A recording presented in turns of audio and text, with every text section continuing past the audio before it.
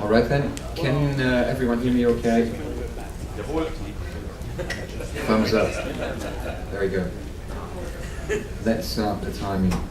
All right, so Kai said we can just kick off, so let's kick off then. We're a bit late and I just realized I only have 45 minutes, that's good. So this session is about hybrid columnar compression mechanics and internals, and I've done this primarily for two reasons. First of all, I have attended a HCC deep dive elsewhere, and there was a friend of mine who said, you know, when you're doing HCC deep dives, you need to see block dumps and stuff, and we didn't see block dumps and stuff, so I thought about him, and I think it's a fitting presentation for this audience and for this theme, Oaktable world.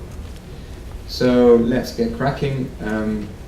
I also realized that I have too many slides, so I occasionally suffer from CSCS, compulsive slide creation symptom, primarily because I'm a geek and I get quite excited about all of this. So, you need to know this and you need to know that as well. And when we're talking about that, you might actually know this as well. So let's see how it goes. I do author books. I did contribute to the RAC book and the book on consolidation, and I'm currently helping out on the Exadata book. So one of the chapters I've been revising is the HCC chapter, and I thought, hey, synergies. I can get some of the stuff in here. Other things about me, I blog, so if you're interested, you can find my blog on that address. I'm on Twitter, my Twitter handle is there. The rest you find on Google. Okay, so what I'm going to talk about today, I'm going to give you an introduction into hybrid columnar compression and why I think it's truly cool. And I'm going to set that into perspective with columnar databases as they exist and my limited knowledge about them. And I'm going to introduce hybrid columnar compression and why I think it's really good. And then a little bit of context, OLTP and basic compression versus hybrid columnar compression, a little bit about index compression. And then internals with dump blocks. So when I met one of my best friends in the UK, we discussed the intent of geekery we are interested in, and so he asked me then, but you don't dump blocks, do you?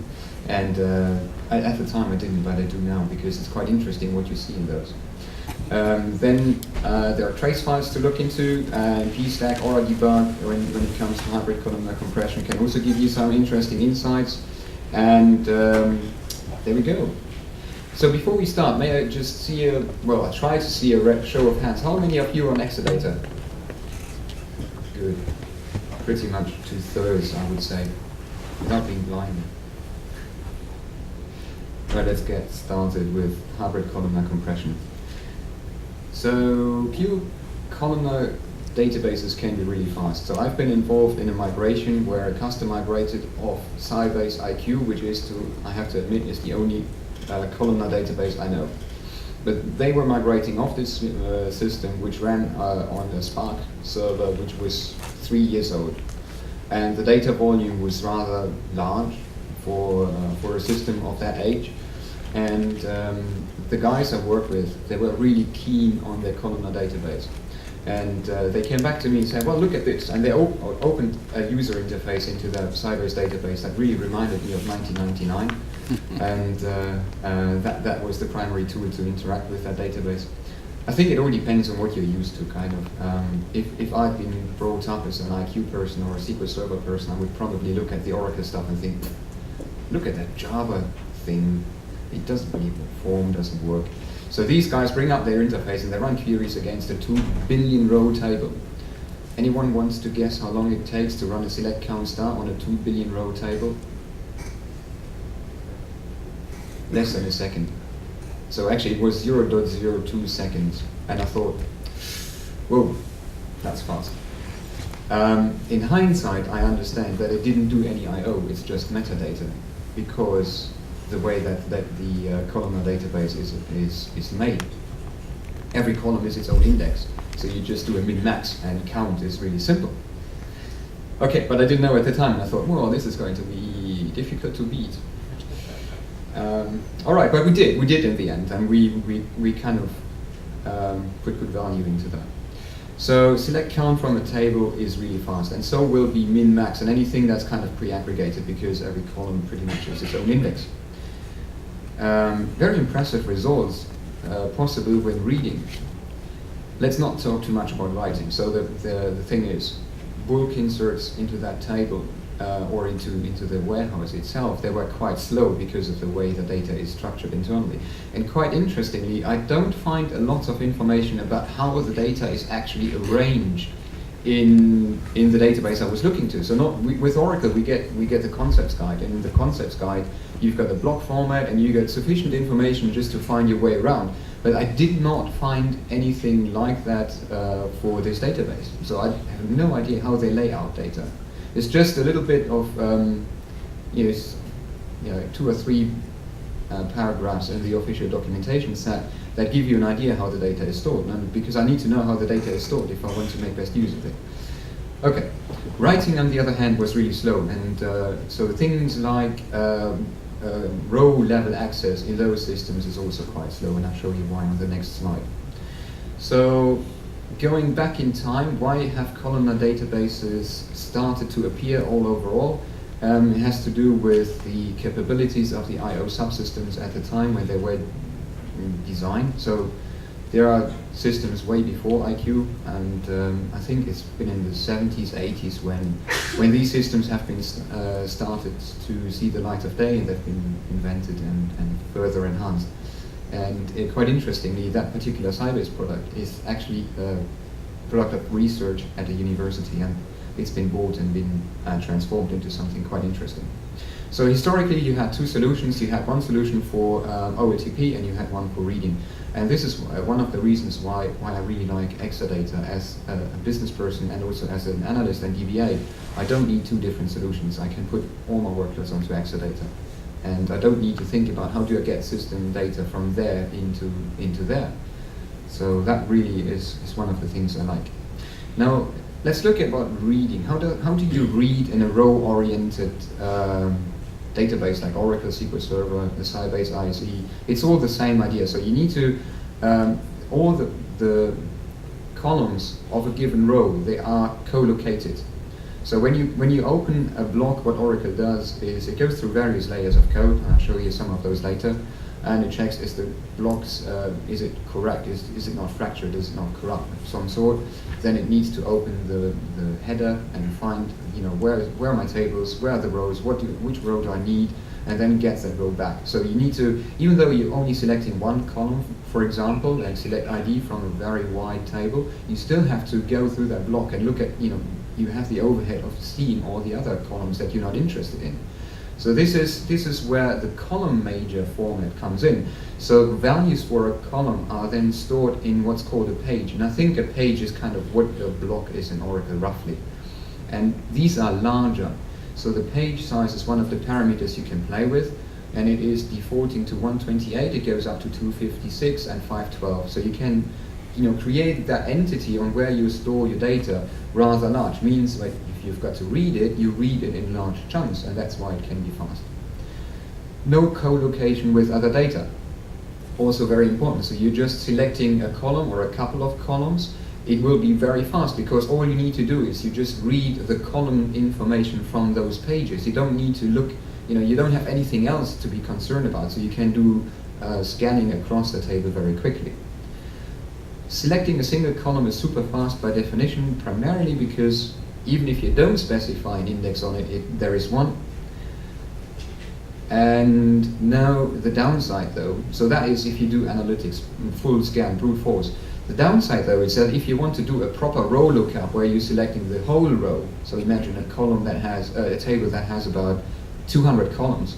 Now if you want to get all of those, what you need to do is you need to do 128k I/O for the first column, another 128k I/O for the second column, another one for the third, and so on. And that it adds enormous amounts of latency, is why these systems are not normally good for OLTP, where you just need to select lots of columns from a table. So there you have it. That's the reason why reading large amounts of data is really good.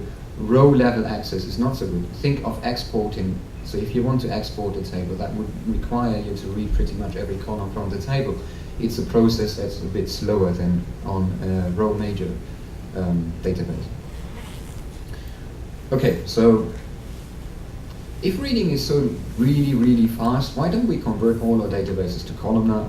Well, reading is not all you do all the time, so there's a certain amount of writing you certainly do with a database, and there is where those databases seem to be not terribly good at. Also interestingly, when you try to research why columnar databases have that overhead when writing, there is not a lot to be found. So, but I know from migration projects that is the case. Exporting data is bad, so when you want to refresh an environment, you just do a subset of data that you want to pull out. Not terribly good normally in the systems I have seen. Backup and recovery are also things that can take longer than on a non-columnar database.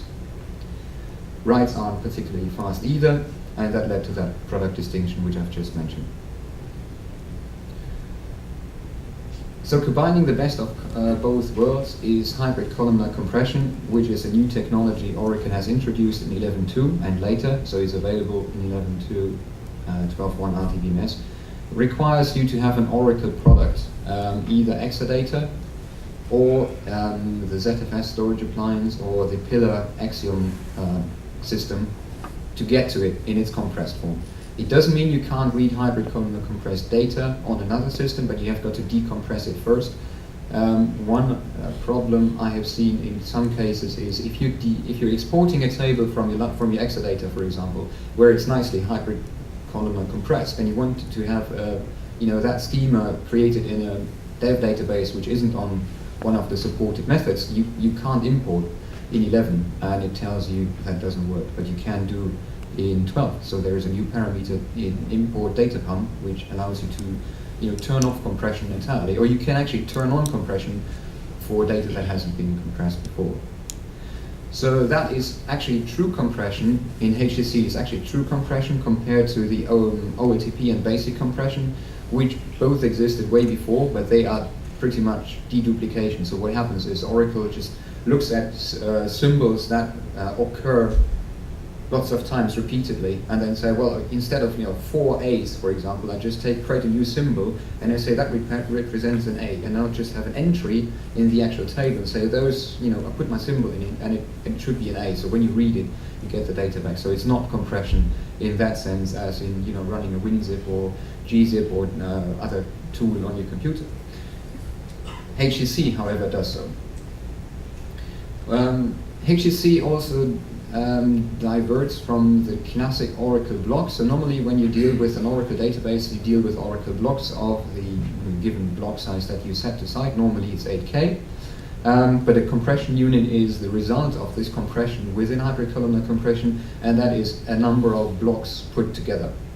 And you've got the choice of 3 compression algorithms. You've got query low, which currently uses the LZO algorithm. Then you've got query high and archive low. They both use gzip, whereas archive low has a higher compression ratio because of a more aggressive implementation of gzip, and it also has a larger size of the compression unit. So I'll show you how large they are later. Currently bzip 2 for archive high, horrible to create. It takes a long time. So whenever you compress something, you compress this on the compute nodes and then push the result down to the cells, and you need to factor in the time it takes to perform the actual compression. Obviously, the less aggressive you compress, the faster you get your result, but bzip2 compressed archive high is very, very, very CPU intensive. And there are actually some people who would tell you that if you actually go against archive high compressed data to read it, you might be better off, if you do that for more than once, to just compress it into a lower compression mechanism like archive low, and then read it, because you will spend time decompressing it into archive low or query high, but that time is offset by the time it takes to query the data. So if you do that repeatedly, it might actually be a good idea to go from archive high to a less aggressive compression algorithm. So the compression unit, you probably have seen this, consists of 32 to 256K units. assuming an 8K block size, which most people probably are using. They are written to disk contiguously. I'm told that Oracle makes sure that every block is written contiguously. There are no gaps between, so you can. The idea is that if you have to do row ID lookup and you get a whole row, you just get the whole compression unit or a series of those in one go, so that you don't have to do those individual IOs for each column. And that's why it's hybrid. Data can be pre-sorted. It depends on your data, and it depends on your compression algorithm. So if you go query low, there will not be pre-sorting. Query low is really just to get a good first stab at compressing data. It is not aggressive as aggressive as the higher compression algorithms, and it doesn't pre-sort data. But on the other hand, it's really fast to do, and it's not CPU intensive or as CPU intensive as the others. So then you see that, you've got the compression unit, which is a logical construct, and you've got those 4 blocks, assuming a query low compression unit. And in the first block of the CU, you will find meta information about the CU itself. And that's what I'll show you later. Properties of the compression unit, logical structure, I'll show you more when we dump the blocks. Data is organized by columns, so going back here again, you see that column 1 exists in this first block, and column 2 and 4 exists here. Column 3 exists in the third block, and 5 and 6 exist in the 6th block. And Oracle uses self-describing block information, so the structure of the CU header and the way it's laid out allows the cells, the cells basically, to locate the columns. Otherwise, normally you'd have a different mechanism to look those columns up. Okay. Access path. In my opinion, you're best off smart scanning HCC data, but you don't have to. Row ID access, which means index-based access, for example, is perfectly valid, and it should be better than pure columnar. Obviously, that depends on use case and data, but it should be. 1 or 2 IOs to read the entire CU. That's what you should see on average. So let's put that into context about basic compression. It's been introduced in Oracle 9i. It's a technology price to pay, requires direct path inserts, so it's not found that widespread adoption, at least where I looked at. So people haven't really used basic compression except for lifecycle management and partitions. And when data got colder, you just insert append into archiving table. But definitely not something you want for OLTP, because it doesn't work unless you do direct path inserts. If you do a direct path insert into a segment, the segment is locked by anybody else, so until you commit, nobody else can see your data. Doesn't really work for OLTP. Updates decompressed data, which is also something you should be aware of, so you can calculate the size of your compressed segment. It might be that if you've got heavy update activity on that, it might be bigger than it needs to be. Uses a symbol block in a table, which is quite interesting, and works best with lots of repetitive data. I mean, that's true for any compression anyway.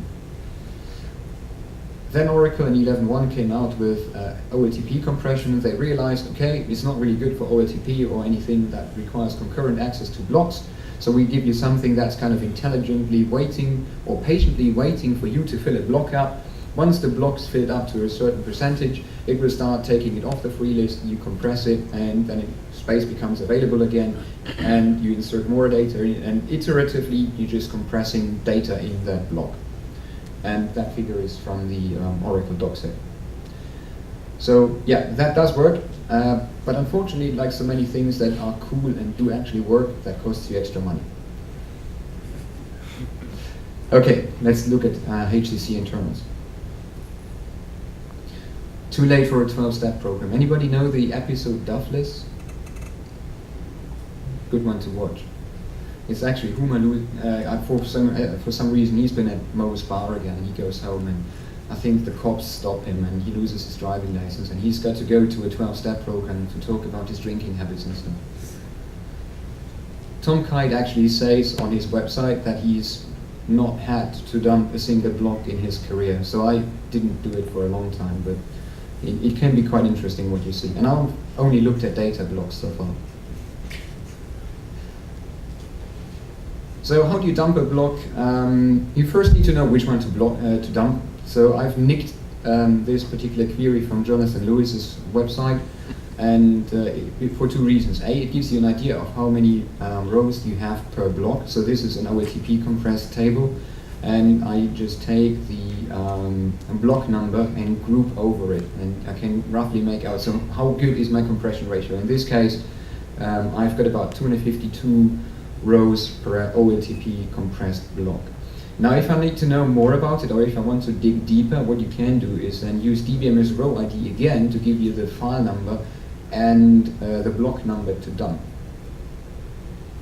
So you could as well take that one I've just shown you, but another example would be if you to just run this particular query here, DBMS row ID block number, and you pass the row ID, and then you get the block out, relative file number, and you get the file number out, and that's all you need for the alter system dump command. So that particular block is rather a large number on file number 16, so I need to write that down. And in the next step, I can just dump it. Alter system dump data file number from before, block number. So that's if you want to just dump a single block. If you want to dump a range, alter system dump data file number, block min, first block max, next block. And it will dump everything into a trace file. The trace file is easy to find. You can just run select value from $diag info where name like default, and it's a default trace file for your session. So you don't need to mess around with trace file identifiers anymore. You can just look at the $diag info and you see what the trace file name is for your particular session. So then you read it. But before you can read it, you need to understand a little bit more about the block. And so I've seen a presentation by Chris Antonini before, who has done a really good explanation of the Oracle block format, but I was also surprised to see how much information there is actually available in the Oracle doc set. So this is from one of the chapters in the concepts guide, which explain you the logical structures of the Oracle database. And they give you everything there is to it. I mean, there is nothing more that you would normally need to know. So you've got the top bit here is a common and variable header, then you've got the table directory, row directory, you've got free space, and you've got row data. And interestingly, what they don't tell you is there is a little tail. So if you do block checksumming and things, there is a checksum in it records for itself, and if that doesn't match the tail, then there is something wrong with the block. The rows grow from top to bottom, and yeah, the free space that way. The information, the meta information grows from top to bottom. Bottom, top to bottom. And when you get to a certain percentage of used space, the block goes off the free list. And that has to do with the PCT used and PCT free values. Looking into the Oracle block rows are then defined as follows. You've got the row overhead, a number of columns, a cluster key, normally not set. Then you've got the row ID if it's a chained row, so it gives you the next row ID. Where do I need to look into? For which block do I need to read in case I want to access data that's in there? Which is why you see table fetch continue row, for example, in your session stats, and also the reason why you see single block I/O sometimes on your systems that do normally do full scans. That slows you down, so it's to be avoided if you can. Column length and column value are then recorded as well. Null values are not recorded. Again, that's from the doc set. Now, if you dump a block using the commands I've just shown you, you can see the block information here, and that maps to certain layers within the Oracle code. So the first one is from the cache layer. Then you've got some information from the transaction layer. And those give you those ones here, the XIDs and the ITL. So these are the interested transactions in those who actually modify your block. You see the log bytes, you see if that transaction has been cleaned out, and various other bits and bobs. It continues with the data layer information, and further down you see the table directory and the row directory, which is exactly what you've seen in the documentation, just in a more cryptic format. And then you've got a compression unit. So a compression unit is, like I said, a number of blocks chained together. And there are various pointers to and from. And this is from Jonathan Lewis's blog. I hope you can see the reference down there. He has got the most detailed information about hybrid columnar compressed data so far that I've found publicly available. So if you dump an HCC block, so what you first see is there is one table in there, and that table has just one row. Archive compression, yes, so that's definitely one thing you see in HCC compressed data, and then you see there is one row, and it starts right at the beginning, and there is the offset to that row. And if you scroll down a little bit, you find that the table information for that only table here is in there, and you see the next row ID indicating a chain row, so the NRID. I don't know if you can see that here. So this ends in F3. The NRID ends in F4. Where is it? There it is. So that is definitely the next block in here. .0 means the first row in that particular table then. And then you've got the compression level, which is set to very low, and some other meta information. During my tests, I found out that all the information that belongs to HCC is in a code layer that starts with KDZ. So whenever you see anything in a call stack starting with KDZ, that's got to do with HCC. Then there is something here, KDZ, our row header, I guess that's what it is. And there is a number of pieces, so it gives you an idea how large is my compression unit. So we've got 4 pieces.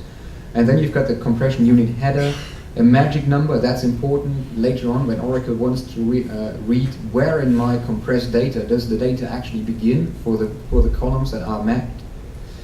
Interesting though, here you see is a column count of 1, whereas down here you see ncol 6. So it's kind of not exposing the full story right at the conventional block format. The information about the compression unit's content is in the CU header. So you see that here as well. And then you see more information about, decompressed, compressed length. And you also have a number of deleted rows. Deletes in HCC are quite fast because they only update a bitmap. So there is a bitmap in the CU header, well, at the start of the CU, that gives you the rows that have been deleted. And that's why they are fast. So it's just a metadata update. It's not physically deleting the row, it's just marking it as I don't exist anymore. So then you've got start CU, and then a whole bunch of binary information comes up. So the CU is a chained row. See that in the NRID. Number of row pieces is recorded there. The most row pieces you get with archive high.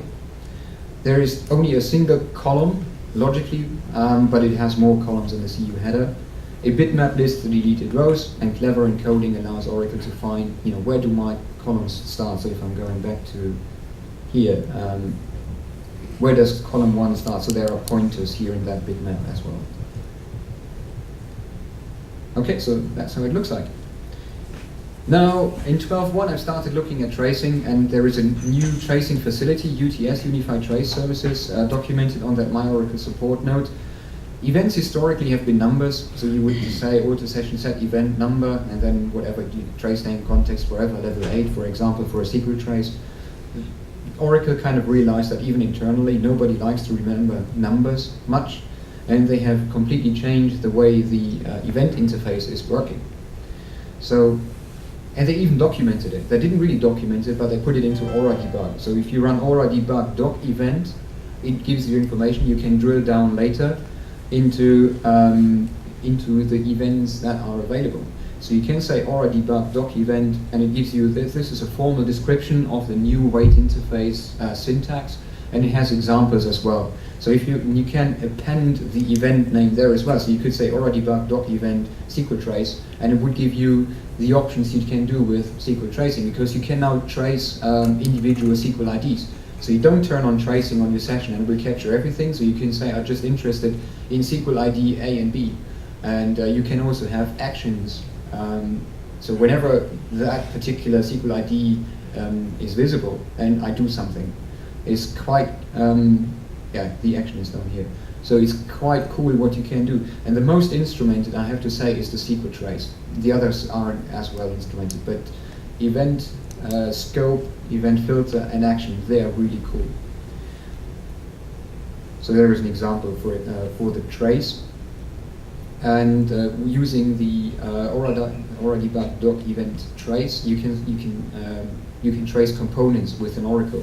And this is also a good reference. So there used to be an Aura 600 lookup document on my Oracle support listing all the if its prefix is ABC, then this is in that kind of code layer, and if it's ZDF, then it's in that code path in the Oracle database. But Oracle pulled that node from my Oracle support for some reason, and so you don't really know what acronym maps to what code layer.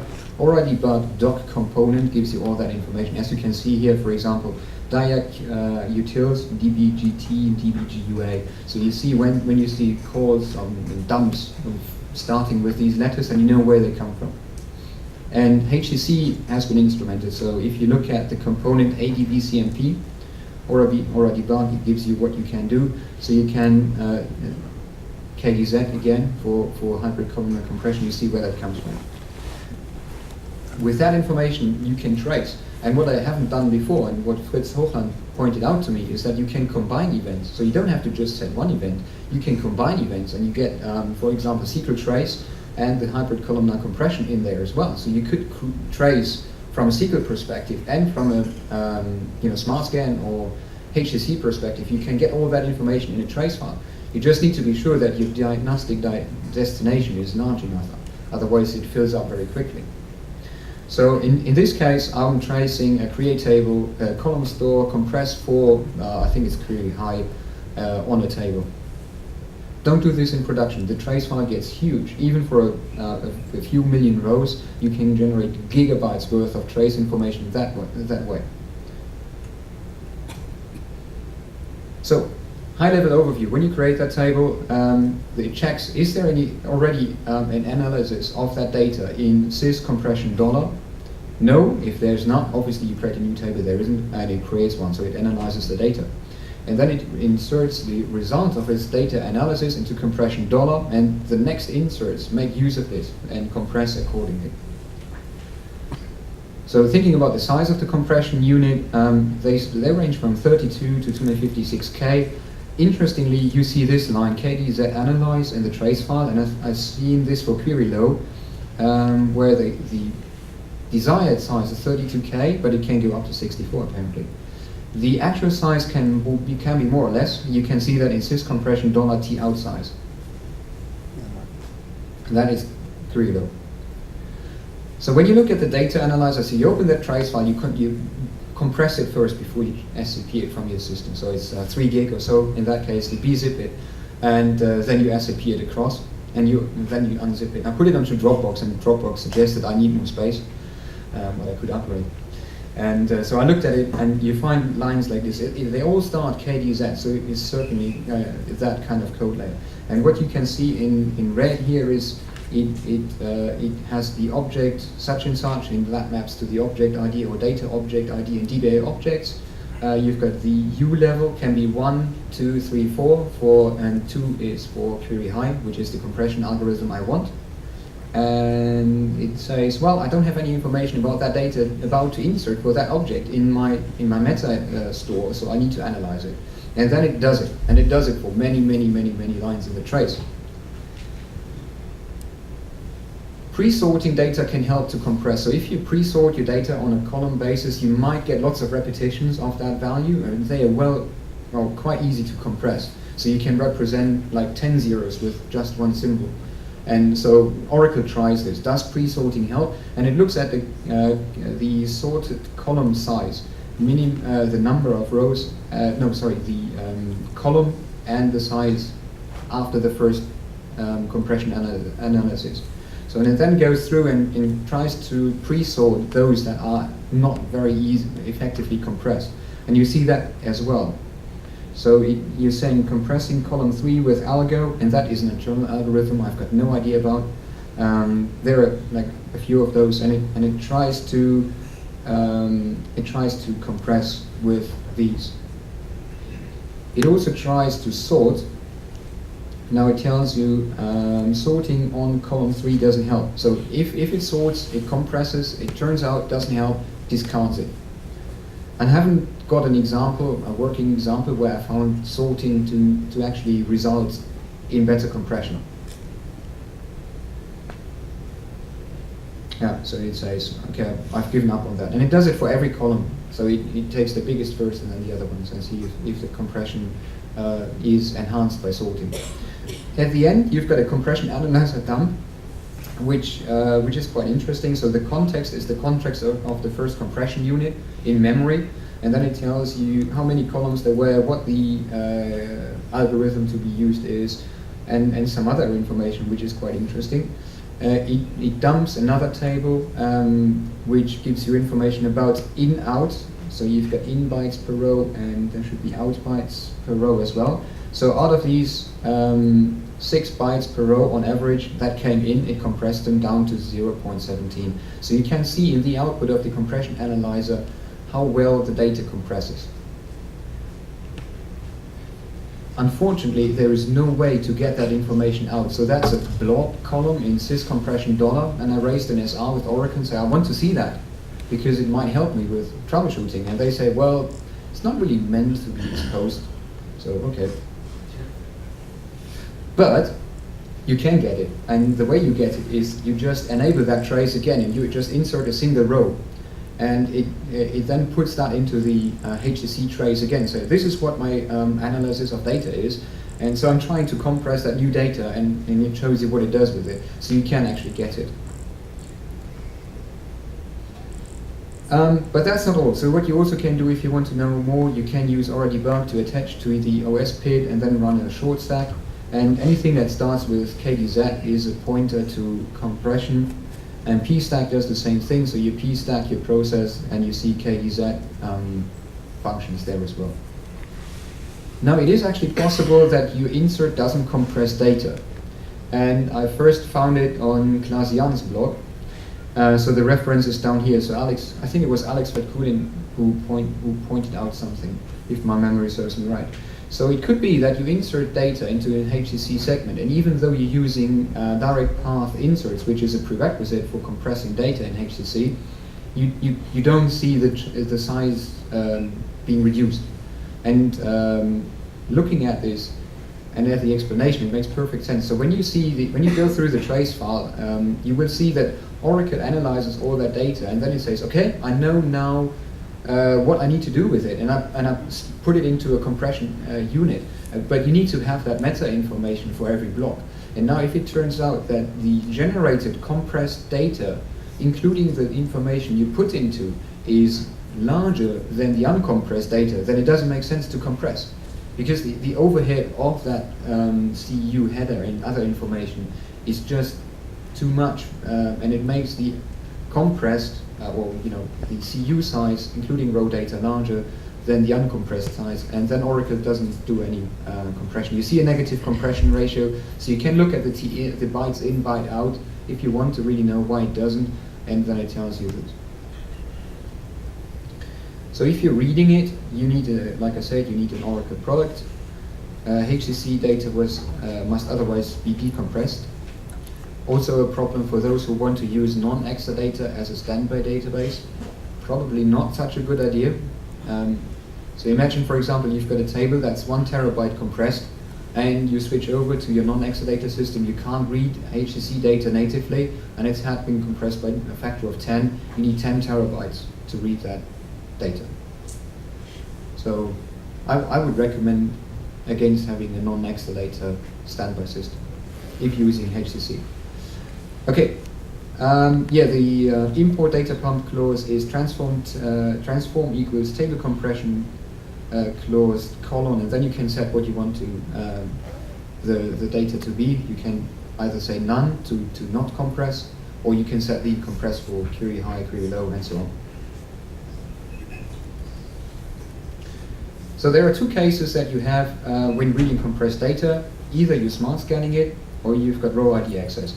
So about the smart scans, there is something to know about. When you implement lifecycle management, quite often what we see is people partition on a range partition on a date, and then the active data set is of size X, and then all of a sudden it gets compressed down, and it is of a much smaller size. And it could now be that the much smaller size of this segment no longer causes smart scans to happen, because the segment size compressed in relation to the size of the buffer cache doesn't warrant a direct path read or a smart scan in that case.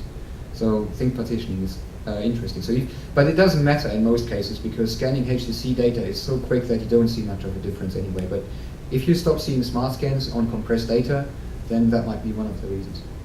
There are lots of statistics that help you work out what's going to happen. So one of them are, when you're smart scanning, the decompression happens on the cells. The compression unit is read, and only the relevant information is being sent up to RDBMS. And you see that happen when you see the cell CU stats get increased. And once the data arrives at RDBMS, there is a different set of statistics which are populated, and they have grown by a large number, and they all start with EHCC. So there is one in here somewhere. I can't read it; it's too small even on my screen. If you see one that has to do with TurboScan, then that's it. But there is also double counting going on because of the way the statistics are being sent up. So sometimes for some of those, you will see that there is double counting going on. And ask me later on which ones. But the numbers are sometimes double what comes from the cells. And if you think that is wrong, you're right. And I think Oracle promised to fix this in 12.2 maybe. Yeah, the stats need a bit more editorial control, I believe. Okay, well, is there anything in ADV CMP traces? So this is the compression trace. When you're reading, no, there is not really anything useful in it. What you see is smart scans on the SQL trace and nothing of relevance in that other trace file. If you want to know what's going on in more detail in these cases, I can only recommend using Tano's Snapper. If you want to use Snapper on 12C, I found Snapper 4 to work best. Adrian Billington has a cool tool on oracledeveloper.net, which is called MyStats. So you run this with a start, you run your query, and you run it with a stop. And it prints out session stats and latch information. And that has been captured while this particular query has been executing. So that's quite useful as well, especially if you don't have a really wide screen. And then Kerry Osborne's got lots of really cool scripts that you could use on the Enkitech block as well. Okay, and I think I've managed to finish almost on time, and I can take questions. So at one point, this may be something I was wrong about, I was under the impression that HCC units typically were only about 1,000 rows. Is that incorrect or old? And is there any limit on the number or approximate fixed number for number of rows in a unit? I don't think there is a fixed limit on number of rows. I think for archive high, that would be very few rows. I think the number of rows would be much higher in an archive high situation. That would make sense, but yeah, but it's something that you can see in the blocks. So maybe if I go back and let me just get my HCC example out. Oh well, on this particular example,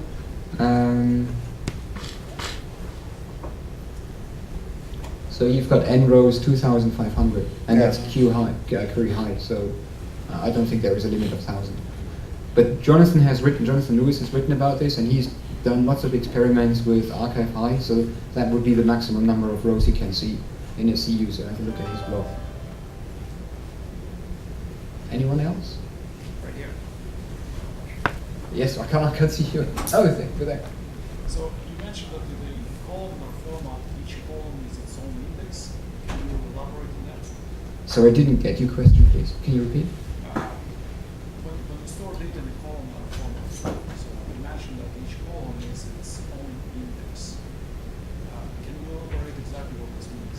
Oh, that was relating to the columnar database I worked on. So that's not an Exadata. In Exadata it's different. But in the Sybase IQ format, I believe, and I'm not a Sybase IQ person by any stretch of imagination, but the way I have understood it is that you've got an FP index, and that's a filter projection index on each column. That is automatically maintained if you don't specify any other index types.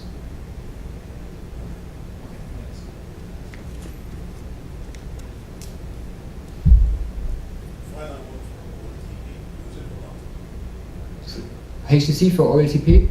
Well, what I didn't have in here is that in 12.1 you get row level locking on HCC. So that is one option, but my take on HCC and OLTP is yes, use it, but use it in a way that you use lifecycle management.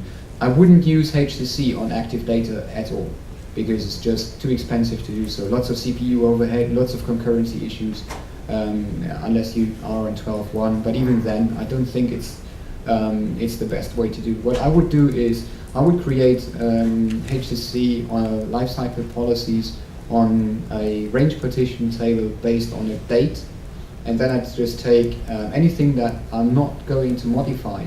So maybe data that's 6 months old or older. I then gently introduce HCC compression on these. Yeah, there's definitely a point for it.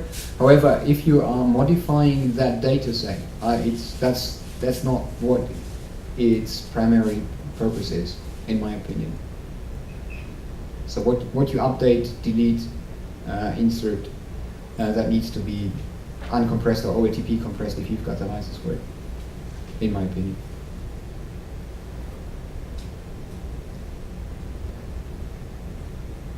Any more? If not, thank you very much for your time. Much appreciate you being here.